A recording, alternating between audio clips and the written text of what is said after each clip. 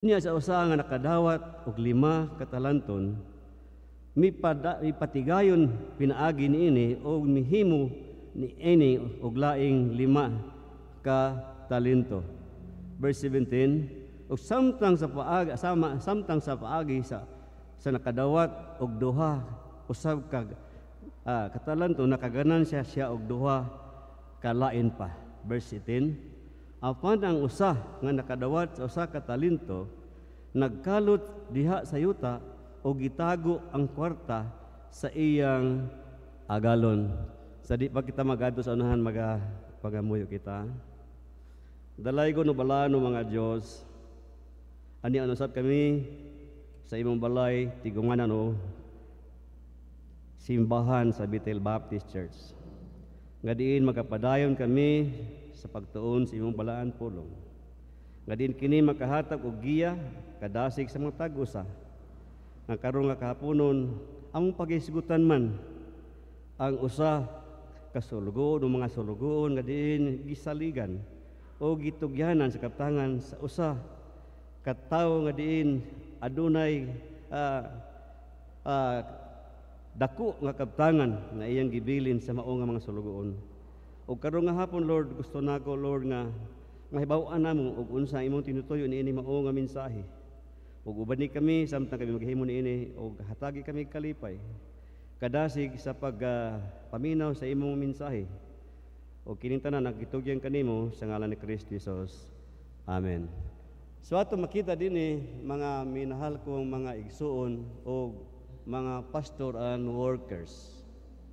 Kung ato tan-awon kining mao nga talent o talento nga gibilin sa iyang agalon, usa ka hulagway sa atong mga pastor o mga diakono o mga servant o sulugoon sa iglesia. Ato butang diha niini nga paghisgot tungod kay daghan panahon ang atong pagkasulugoon na ay panahon nga kita nagaabot ang kaluya. Kaluya tungod kay kung ato tanaw ng atong kagalingon daw, dili epektibo ang atong mga ginahimo para sa pagwali sa maayong balita sa Ginoo. Apan kung ato tan-awon kini mao nga talent o talento nga gibilin sa agalon ining 3 ka sulugoon, atong ihulagway una sa tanan ang Dios nga buhi nga diin iyang gipakita dinhi pinaagi sa usa ka tawo nga diin magalakaw sa lain nga nasod. Og tungod kay kini nga tawo nagsalig sa iyang mga sulugoon, iyang gitawag ang iyang mga sulugoon matag usa. Una, ang usa ka sulugoon iyang gitagaan og 5 ka talento o dako-dako nga kabtang o dako nga kantidad sa kwarta. O sa iyang ikaduha sa mao gihapon 2 ka talento gihapon ang gihatag niya sa mao nga sulugoon. O kang ikatulo, usa ka talento ug ingon diya sa iyang gisulti sumala sa ilang katakos, sumala sa ilang mahimo sa mao nga talento. Igsoon ni gala, kung mangita kita daghan nga talento, ato usab makita diya sa libro sa unang Kronikas 29, 10 paingon sa 12. Ug tungod niyan ang nagpasalamat si Haring David sa mga butanga gipakita sa Dios nga diin ma-provide niya ang tanan. Di na nato tan-awon dito ang mao nga mga bersikulo ug tan-awon ninyo kana sa inyo nga paglingkod maayo ug ang atong maisgutan gamay lang kini atong gisgutan nga talento dire niini nga libro. Apan dako nga talento, daghan nga talento didto sa libro sa Kronikas. Og kung ato tan-awon ang agalon nga diin naghatag og pagsalig sa iyang mga sulugoon, wala siya nag-ingon nga, mga sulugoon, bantay ba yan ng akong kabtangan o hatagi gibay ng importansya, wala na siya ingon. Ang ilang gibili nga pulong sumala sa ilang takatakos. Og sa lain nga bahin, sa diha nga naglakaw na siya, ingon ang pulong sa Ginoo, ang nakaadawat og 5 ka talento, iya dayong kining gipatigayon o ginegosyo. O sa iyang pagnegosyo o sa iyang pagpatigayon niini, nakaganansya siya og duga nga 5 ka talento. Og bisan usab ang ikaduha nga sulugoon, nakadawat gyapon siya sa 2 ka talento nga ganansya. O karon nga hapon, kung ato tan-awon dinhi, ang ikatulo nga sulugoon, ang hulagway sa mao nga sulugoon, sama sa usa ka mga Kristohanon o leader o mga servant nga gusto lang mulingkod, maminaw o pamati. Unsa kingala na? PPP.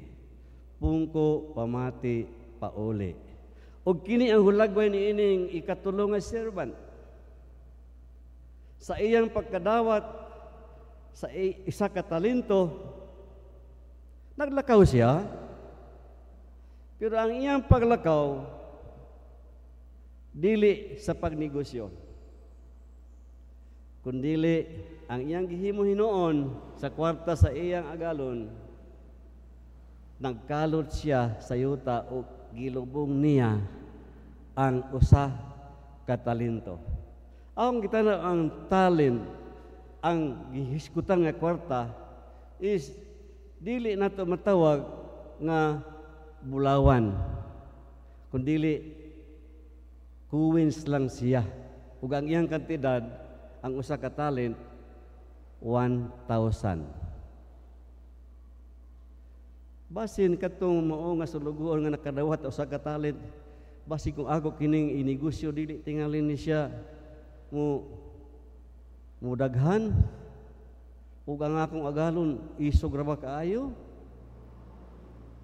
ug mo kana ang naa siyang una-una, ug daghan mga tao Kristohan nga sama ni ana, musimba lang kung ganahan, kung dili okay ra gyapon. Apan igsoon tigala samtang kita nagakinabuhi ining kalibutana, kung nagtuo kita nga ang Dios magapanalangin kanato, muliho kita, maghimo kita mga butang nga iyang gisugo sa ato, nga mao ang pagpandaog sa mga kalag. The good servant, ang maayo nga sulugoon. Ug sa diha nga ang iyang agalon may balik sa iyang panaw. Kung ato tan-awon, di lang nato basahon kay madugay na kita. Ang iyang gisulti dinhi, sa diha nga may balik ang title di ay nalimtan akong title, hapit na ko magkahuman, money and position. Sorry ha, kaya pag nakita na ko dito sa taas, dinhi mangukuha dongo. Okay, so dinhi ato makita nga ang pagkamaayo sa Ginoo sa maayo nga servant. Ingon niya sa nakadawat og 5 ka talento, ang ikaduha nga nakadawat og 2 ka talento nga nakaganansya. Ingon niya, dali mayong pagkabuhat uban sa akong kalipay. Uban sa akong kalipay. Di ba kita malipay kung ingnon kita niya na nga, Pastor Lumilang, Pastor Etans, uban karon kay magbangkiti kita, kay daghan kita og performance nga na maayo ang iyang resulta. Og ato tan-awon sa sunod nga Domingo mao na ang atong Thanksgiving anniversary sa 95 o 95 ka tuig sa pagkamatinumanon sa Ginoo. Ang pangutana, makaingon ba ka ang Ginoo sa ato nga mga maayong mga membro sa Bitil kay nahiusa sila og bibo kaayong ilang preparasyon? O makaingon ba kita kaha nga maayo gayud ang ato mga leader? Ikson igala, hinumdumon nato ang pagkamaayo sa pagsilibrar dili tungod sa kaon, dili tungod sa daghan nga tawo, kundi sa pagkamaayo sa Ginoo, sa pagka-faithful sa Ginoo sa 95 years nga atong pagsilibrar.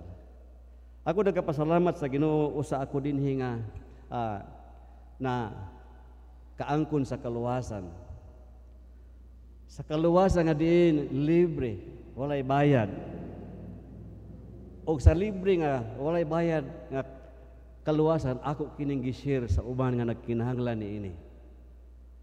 Ug ako dako nga kalipay sa usa ka dako nga paghisgot sa posisyon, nakita nako ang akong panimalay nga naa gayod sa Ginoo. Ang posisyon nga dili nako gayod malimtan ang saad sa Ginoo. Kung ikaw magamatarong, kung pangabudlay sa paghimo sa mga butang nga maayo din in return, dili gayud mo pakyas ang Ginoo sa imong pangandoy. Ang akong pangandoy gamay raman. Gamay ra kay akong pangandoy apan gigrant sa Ginoo. Kung ato tan-awon ang ako kinabuhi, ang ako personalidad, kung inyong tan-awon kamo nga naa karon dinhi, makaadto ka kini Israel nga dagway. Apan sa posisyon sa Ginoo nga gidala ako niya diha sa mao nga lugar, makaingon ako, it's a blessing.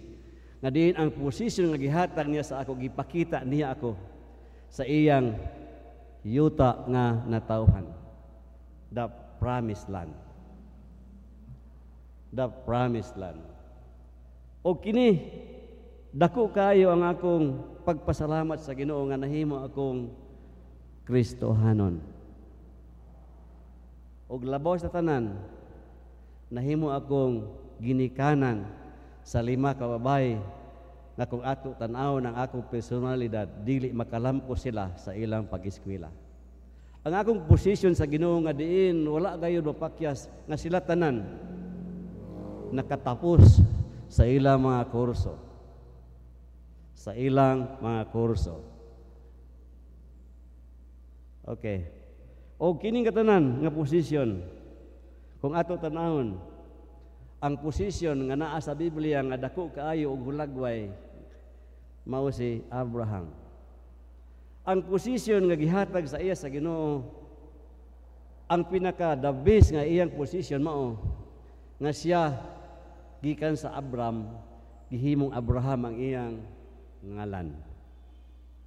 O dili lang nga giusab ang iyang ngalan, gisaaran siya sa Ginoo sa posisyon nga diin ihatag niya ang mga butang para kang Abraham. O gihimo siyang amahan sa daghan ng mga nasud. O labos tanan ingon diha, ang mga hari magagikan sa imo mga kaliwat. Ato makita diha sa libro sa Genesis kapitulo 17. O kana nga libro nagpakita sa usa ka posisyon sa tao nga diin nagmasinugtanon diha sa Dios. Ang pagkabasinugtanon nato diha sa Dios, makita nato nga ang iyang balos dili malimod sa atong mga kinabuhi. Balikon nako ang posisyon nga naa kita gawas kang Abraham, ang atong mga siblings, ang atong mga kaliwat nga diin dili mutipa sa lain nga dalan, nga diin ang ilang gisubay nga dalan, ang imong dalan nga gipakita sa ila sa ilang pagkatao. Before ako mag-close, ang ako masulti niini nga haponon, adunay usa ka tawo dinhi nga kining gisgutan nga nakaangkon sa usa ka talento. So unsay iya nga bahin. Sa last nga praise, sa bersikulo 30. Tungod kay wala siya magmatinumanon sa iyang agalon, gikuha ang iya nga tanan. Gikuha ang iya nga gilubong nga wala ganansya. Kay ingon ang pulong sa Ginoo nga ang ikatulo nga sulugoon nag-ingon nga nahibalo ako nga istrikto ka nga agalon, mangita ka ganansya nga wala nimo gihaguhi. Ug ingon ang agalon, nahibalong man day gani ka nga istrikto ang imong agalon nga mangita o ganansya, ngano wala nimo i-deposito na lang sa bangko aron ay tubo. Igsoon ni gala, balikon nako. Ang atong pag-ani sa simbahan o sa iglesia sa Bethel Baptist Church, dili lang nga kita maghimo sa atong kaugalingon sa pagpabilin sa pagka-PPP. Kinahanglan nga kita magmata sa kamatuoran nga kita usab di ay pwede di ay gamiton usab sa Dios sa pagpandaog sa mga kalag nga wala pa madala sa iyang tilan. Nahibalo ko nga ang atong panimalay dili perfect o dili perfecto. Naapaghihapon sa atong panimalay ang wala pa gayud madala sa tiilan sa Dios, ug mao kanang atong dako nga challenge sa atong panimalay. Before ako mag-close, closing prayer ato sa ipakita katong didto sa Israel. Ug mao kana siya ang ingon nako, amazing nga position sa Ginoo ang gihatag sa ako tungod kay dili sayon moadto og Israel. Ug unsa ang ako masulti karon nga kapunon mao kini. Sa among pag-adto didto by God's grace. Tungod kay ang amo nga kinabuhi sa akong partner, sa akong kapikas, tungod sa posisyon nga gihatag sa Ginoo nga ako'y partner nga din aduna siya'y gitawag og mahimo. Inana lang pagkasulti mahimo. Sa iyang pag-retire, ang iyang gisaad ay sa ako nga dadon ako niya dito sa Israel kung pagbuot sa Ginoo. Ug karon niabot usab ang punto nga kanang litrato diha mo ang among 50th anniversary sa pagkamaayo sa Ginoo sa posisyon nga wala gayud puas, walay hunong. Ug sa walay hunong nga puwa nga posisyon o blessing nga iyang gihatag sa amo, ang akong 5 ka anak nga babae gipun-an niya og 5 ka mga lalaki nga mga ambungan. Og ang sibling nga akong apo, ang akong mga anak wala ko anak og lalaki, pero unsay gihimo sa Ginoo, ang akong apo 5 ka buok ang nagsunod-sunod nga lalaki, isa ra ang babae. O kana nga tanan, maingon ako, kung ang money o ang kwarta ato lang gayud pamalandungan nga gikan sa Ginoo, then ang Ginoo mo grant ini sa pilo-pilo pa nga ganansya kung kita magmatinumanon kaniya. Magapangamoy kita. Dalay ko balaan mga Diyos, salamat nun sa migayon na kami mga tao nga niya sa kalibutan nga diin nagkinahanglan sa imong mga pulong nga madayag o madunggan o magsalis matag sa kanamo. Hinaton ta Lord nga ikaw magasalig sa matag sa kanamo, ingon nga mga servant, ingon nga mga sulugoon nimo labas na sa pagpandaog sa mga kalag. Ako nagapangamoy Lord nga niini nga kapunon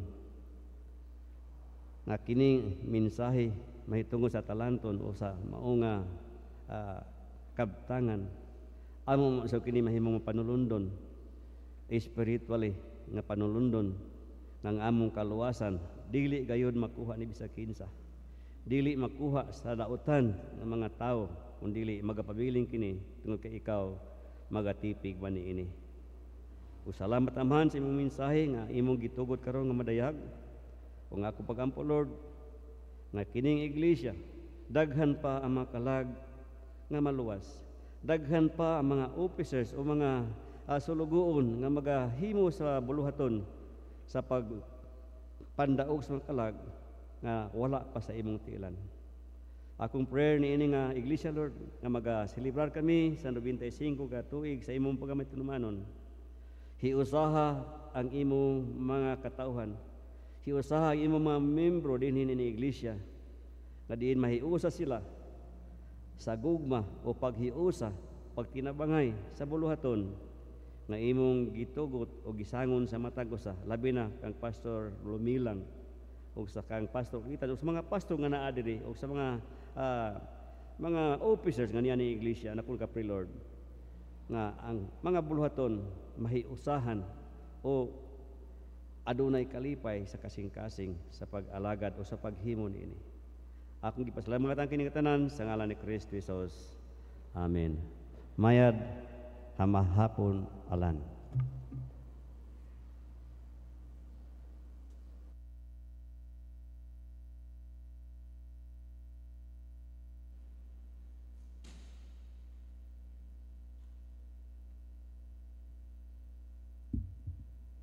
Magaampo kita para sa atong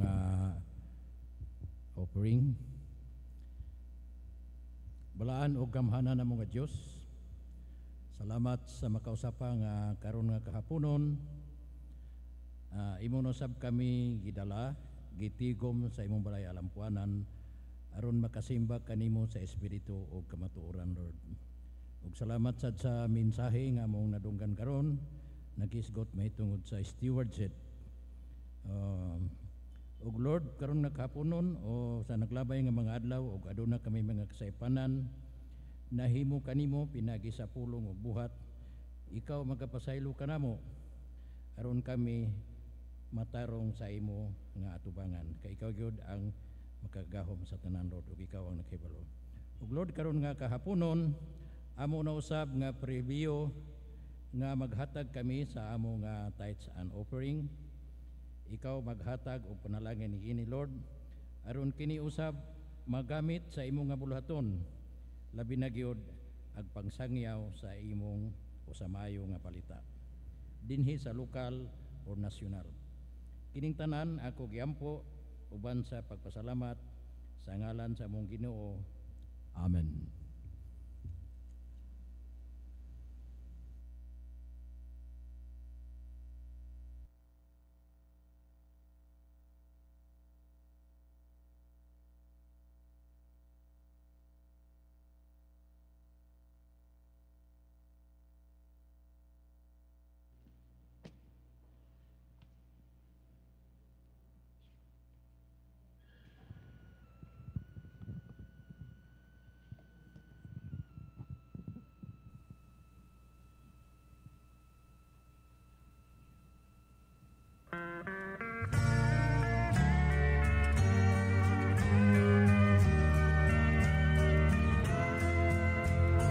Born in a world of sin, hopelessly lost, no peace within.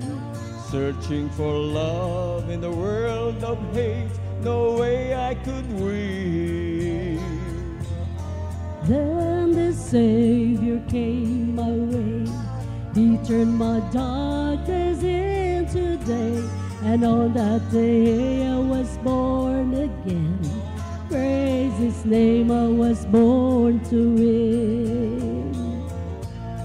Born to win, hallelujah, was born to win.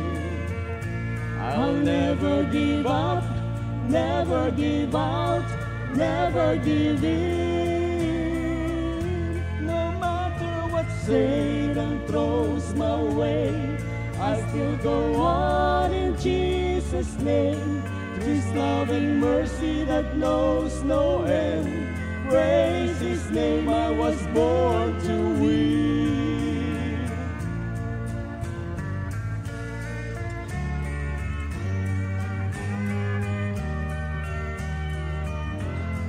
Sing I began to run this race, many the trials I have to face. Mountains so high, valleys so low, and rivers so wide. No need to worry, no need to fret. Things may look bad, but it ain't over yet. God will go with me until the end. How can I lose when I was born to win? Born to win, hallelujah, was born to win. I'll never give up, never give out, never give in. No matter what Satan throws my way, I'll still go on in Jesus' name. Through His love and mercy that knows no end, praise His name, I was born to win. Born to win, hallelujah, I was born to win. I'll never give up, never give out, never give in. No matter what Satan throws my way, I'll still go on in Jesus' name. Through His love and mercy that knows no end, praise His name, I was born to win. Born to win, hallelujah.